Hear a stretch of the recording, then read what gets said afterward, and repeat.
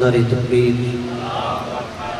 پنجتن کے خالق کا نام ہر بلندی سے بلند ہے۔ تمام حاضرین مل کے اپنی زبانوں کو توحید کے نعرے سے معطر کیجیے۔ نعرہ تکبیر، نعرہ رسالت۔ یہ نعرہ مسلمان کی پہچان نعرہ ہے، سب مل کے اپنے اسلام کا اعلان کیجیے۔ نعرہ رسالت، نعرہ حیدری۔ رسول خدا کی حدیث ہے، حضرت علی علیہ السلام کی محبت مومن کی نشانی ہوتی ہے، سب مل کے اپنے ایمان کا اعلان کیجیے۔ نعرہ حیدری، حسینیت۔ یہ نعرہ حسین ابن علی کی فتح کا اعلان ہے، صرف زبان کی حرکت نہیں، روح کی آواز ہونی چاہیے۔ تمام عزادار مل کے مولا حسین کی فتح کا اعلان کیجیے۔ حسینیت، حسینیت، یزیدیت، یزیدیت۔ خاندان تطہیر پر بلند تر صلوات پڑھیے۔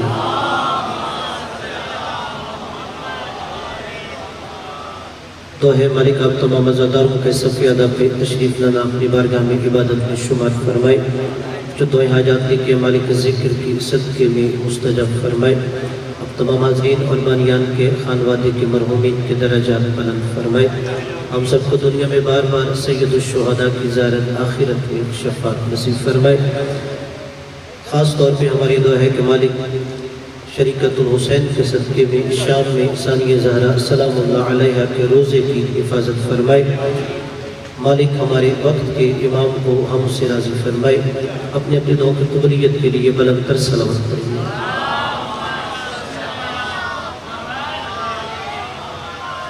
قبلہ توجہ ہے کہ کچھ عرض کروں۔ اذان گرامی، صاحبان وقار، برادران اسلام، محبان اہل بیت علیہ السلام، عاشقان حسین ابن علی علیہ السلام، محرم 61 ہجری میں سرزمین کربلا پر ایک معرکہ رونما ہوا، جس میں ایک طرف حسین تھے، دوسری طرف یزید تھا۔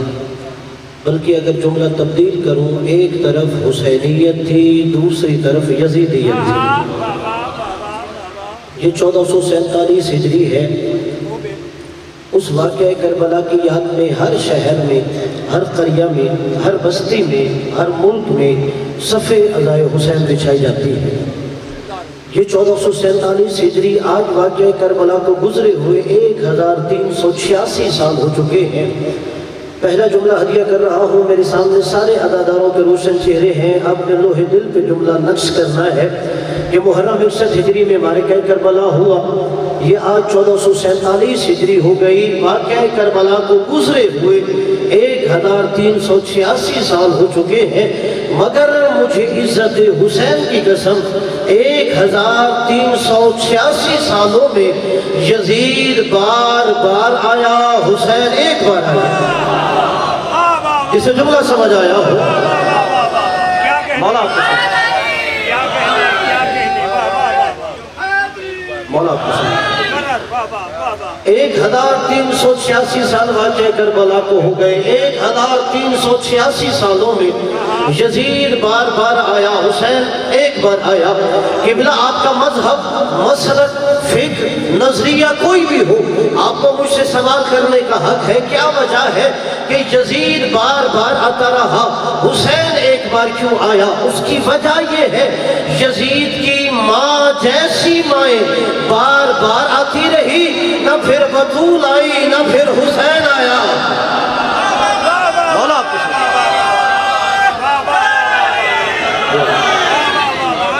مولا آپ کو سلام۔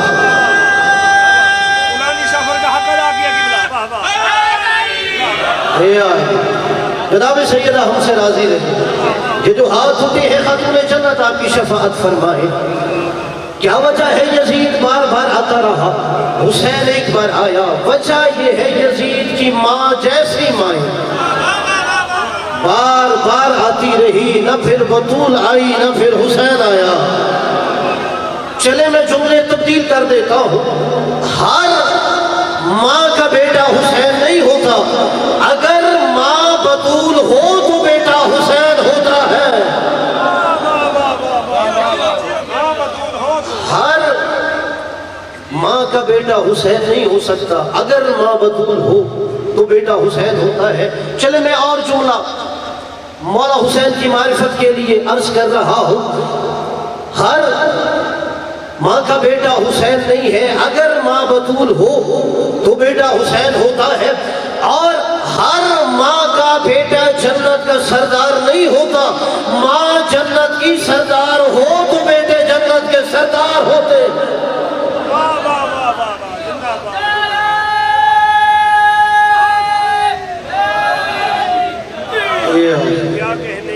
اور قبلہ حسین عزت کا نام ہے، یزید ذلت کا نام ہے، حسین بلندی کا نام ہے، یزید پستی کا نام ہے، حسین شرافت کا نام ہے، یزید کمینگی کا نام ہے۔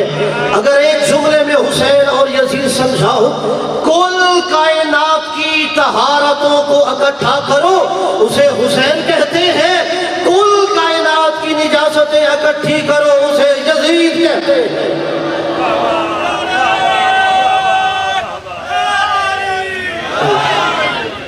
کل کائنات کی طہارتوں کو حسین کہتے ہیں، اور کل کائنات کی نجاستوں کو یزید کہتے ہیں۔ اور قبلہ، یہ جو میں نے حدیث پڑھی ہے یہ اہل سنت کی کتاب سنن ترمذی میں بھی موجود ہے کہ نبی نے فرمایا حسین منی وانا من حسین۔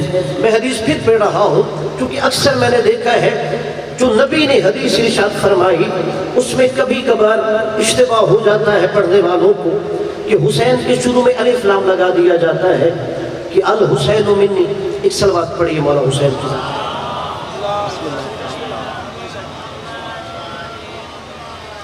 میرے واجب الاحترام عزت مآب ذاکر اہل بیت غلام جعفر طیار صاحب تشریف لا چکے ہیں، انشاءاللہ میرے بعد خوبصورت انداز میں وہ آپ کو فضائل و مسائل سنائیں گے۔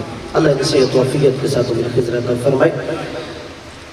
بس اوقات پڑھی جاتی ہے حدیث الحسین منی وانا من الحسین، حسین کے شروع میں الف لام نہیں ہے حدیث میں، حسین منی وانا من حسین۔ نبی نے کہا حسین مجھ سے ہے، میں حسین سے ہوں، یہاں تک حدیث پڑھی جاتی ہے، مگر نبی نے حدیث میں آگے ایک جملہ ارشاد فرمایا احب اللہ من احب حسین، اللہ اس سے محبت کرتا ہے جس کے دل میں حسین کی محبت ہے۔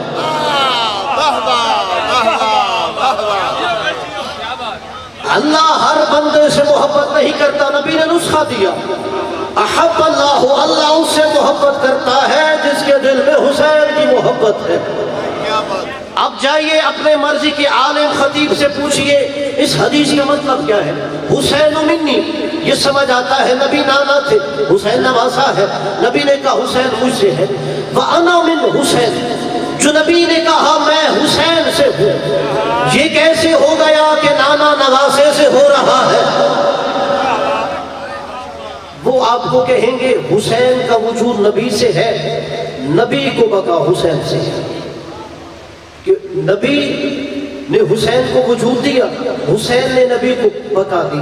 میں منبر پہ بیٹھا ہوں، ذمہ داری سے جملہ ہدیہ کر رہا ہوں، صرف حسین نے نبی کو بقا نہیں دی، حسین نے نبی کو وجود بھی دیا۔ سارے عزاداروں کی میں توجہ چاہوں گا، آپ مجھے داد نہ بھی دیں میں آپ سے راضی ہوں، مگر جملہ لوح دل پہ نقش کرنا ہے کہ وَأَنَا مِنْ حسین کی تفسیر میں کہا جاتا ہے کہ حسین نے نبی کو بقا دی ہے، عزت حسین کی قسم، حسین نے نبی کو وجود بھی دیا ہے، یہ دعویٰ ہے۔ اب دلیل کیا ہے؟ کب حسین نے نبی کو وجود دیا؟ جب اللہ کے نبی صاحب اول العزم صاحب شریعت نبی جناب ابراہیم اسماعیل کو لے کے مینا کے میدان میں گئے کہ میں بیٹے کے گلے پہ چھری چلاتا ہوں، جیسے ابراہیم نے اسماعیل کو لٹایا بیٹے کے گلے پہ چھری چلاتا ہوں، ابھی ابراہیم اسماعیل کے گلے پہ چھری چلانا چاہتے تھے کہ عالم ارواح میں نور حسین آگے بڑھ کے کہتا ہے خدایا اسماعیل کو بچا لے، حسین قربانی دیتا ہے۔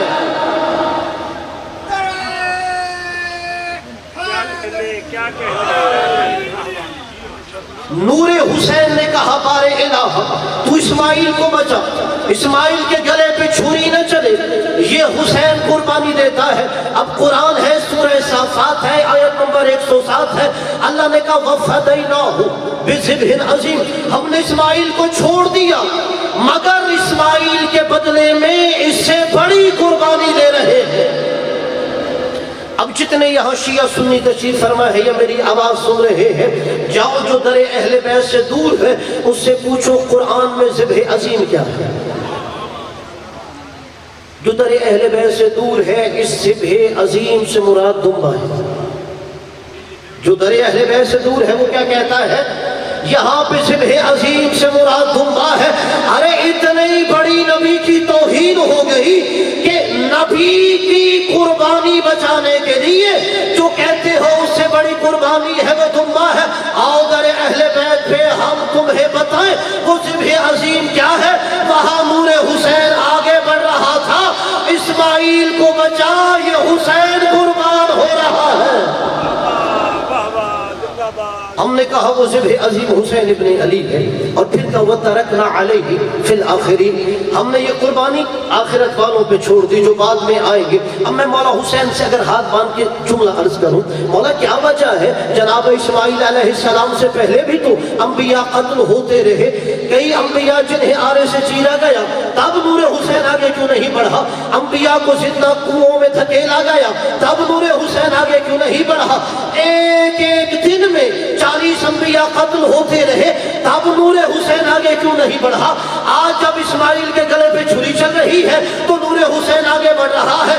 ارے الہ اسماعیل کو بچا، حسین اسماعیل کے بدلے میں قربانی دے گا۔ عجب نہیں زہرا کا لال کہے اسماعیل صرف ابراہیم کا بیٹا نہیں ہے۔ اگر اس دن اسماعیل کے گلے پہ چھری چل جاتی تو اسماعیل کی نسل آگے نہ بڑھتی، اگر اسماعیل کی نسل نہ بڑھتی تو وجود محمد مصطفیٰ نہ ہوتا۔ میں اسماعیل نہیں بچا رہا، میں اپنا نانا محمد مصطفیٰ بچا رہا ہوں۔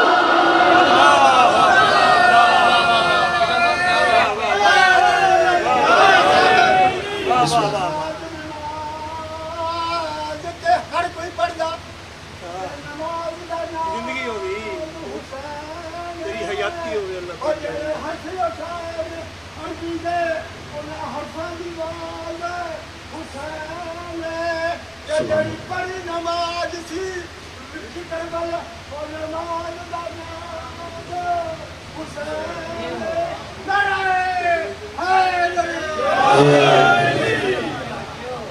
کہ مولا حسین فرمائیں گے اسماعیل صرف ابراہیم کا بیٹا نہیں ہے، وہ میرے جد محمد مصطفیٰ کے بھی جد ہے۔ اگر اس دن اسماعیل کے گلے پہ چھری چل جاتی تو نسل اسماعیل آگے نہ بڑھتی، نسل اسماعیل آگے نہ بڑھتی، وجود محمد مصطفیٰ نہ ہوتا۔ میں صرف اسماعیل نہیں بچا رہا، میں اپنا نانا محمد مصطفیٰ بچا رہا ہوں۔ اس لیے نبی نے کہا حسین منی و انا من حسین، کہ مجھے وجود بھی حسین عطا کر رہا تھا۔ اور عزت حسین کی قسم، جو اگر یہاں غیر شیعہ اس کی خاص توجہ چاہوں گا، قرآن میں اللہ نے کہا لا تحسبن الذین قتلوا فی سبیل اللہ امواتا بل احیاء عند ربهم یرزقون، جو راہ خدا میں مارا جائے اسے مردہ نہ کہو، وہ زندہ ہوتا ہے، ایسا زندہ ہے جسے رزق مل رہا ہوتا ہے۔ جاؤ اپنے مرضی کے مفتی کے سر پہ قرآن رکھ کے پوچھو کہ اسلام سے حسین کو نکال کے ثابت کرو شہید زندہ ہے۔ کیا کہنے؟ پھر جملہ کہہ رہا ہوتا کہ ہر بندہ یہاں سے شعور لے کے اٹھے، آپ اسلام سے حسین کو نکال کے ثابت کرو شہید زندہ ہے۔ جاؤ اپنے مسلک کا ترجمہ و تفسیر قرآن اٹھا لو، بریلوی ہو، دیوبند ہو یا اہل حدیث ہے، وہ کہتا ہے شہید زندہ ہے یاد کے آئینے میں، شہید زندہ ہے تذکرے کے آئینے میں، شہید زندہ ہے ذکر کے آئینے میں، یعنی اس لیے شہید زندہ ہے اسے یاد کیا جاتا ہے، اس لیے شہید زندہ ہے اس کا ذکر ہوتا ہے۔ نہیں مسلمانوں، اللہ نے کہا بل احیاء عند ربهم یرزقون، وہ ایسے زندہ ہے اسے رزق مل رہا ہوتا ہے۔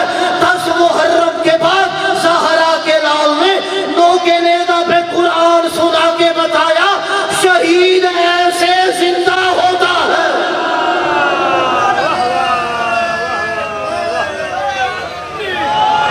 مولا آپ کو سمجھا، شہید ایسے زندہ ہے۔ نو کے نیزہ پہ قرآن سنا کے زہرا کے لال نے بتایا شہید ایسے زندہ ہے۔ اور اگر جملہ ہدیہ کروں، اگر 5-10 مومنوں نے بھی یہ جملہ انوار قلوب پہ نشر کر دیا تو میری شفاعت کے لیے کافی ہوگا۔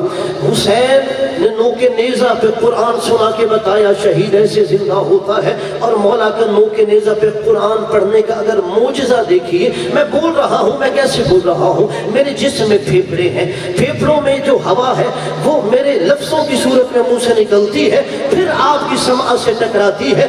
اگر وہی جو پھیپھڑوں میں ہوا ہے لفظوں کی صورت میں منہ سے نہ نکلے, آپ کی سمع سے نہیں ٹکرا سکتی.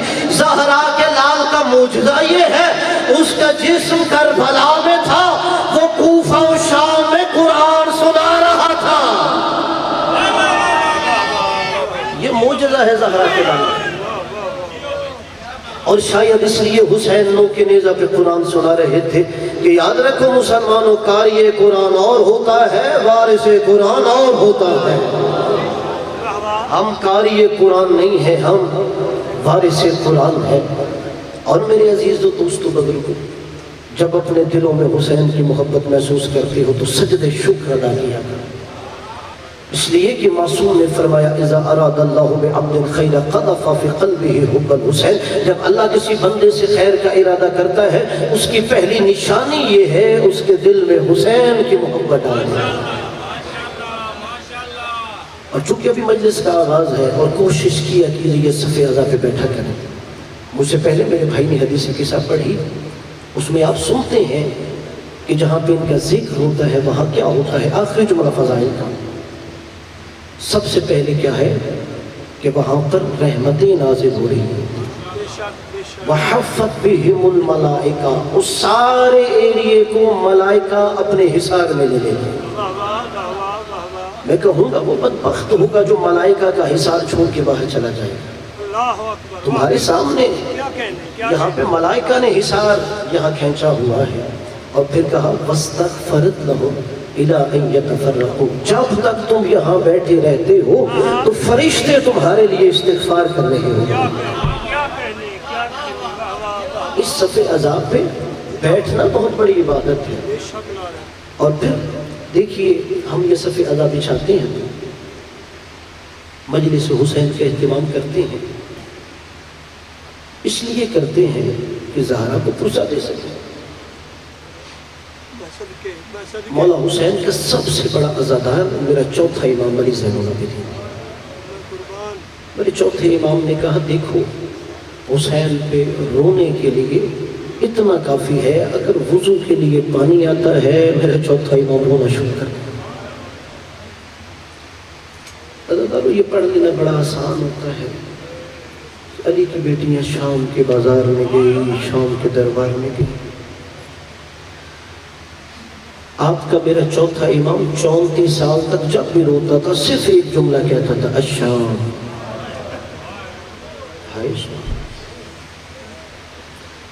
اور جب سے میرا چوتھا امام آیا نا شام سے واپس مدینہ, مولا کبھی خوشی کی محفل میں نہیں جاتی تھی.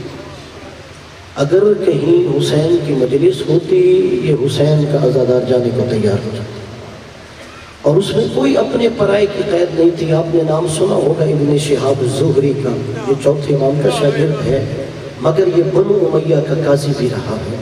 اس نے اپنی شادی کی, چوتھے امام کو بلایا, چوتھے امام اس کے گھر میں گئے. اس کا بیٹا پیدا ہوا, چوتھے امام کو اپنے گھر بلایا, چوتھے امام اس کے گھر لے گئے.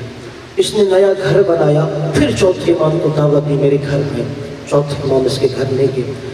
عزادارو جو نبی کی بیٹی کو پرسہ دینے آیا ہے, زہری کا بیٹا جوان ہو گیا, چوتھے امام کو دعوت نامہ دیتا ہے, مولا آپ نے میرے بیٹے کی شادی میں آنا ہے.